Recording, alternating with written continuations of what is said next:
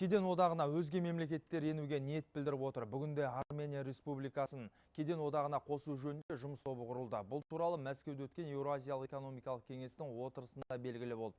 Кеңеске Украина, Қырғызстан және Армения мемлекеттерінің өкілдері қатысты. Қазақстан Республикасы үкіметі басшысының бірінші орынбасары Бақытжан Сағынтаевтың төрағалығымен өткен отырыста кедендік одақты және бірыңғай экономикалық кеңістігін одан әрі дамыту мәселелері қаралды.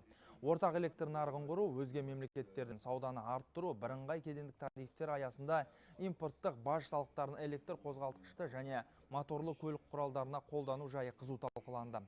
Сондай-ақ Бақытжан Сағынтаев 2 жылдан бері Қырғызстанның кеден одағына қосылу жөніндегі жол картасының бекітілген туралы мәлімдеді.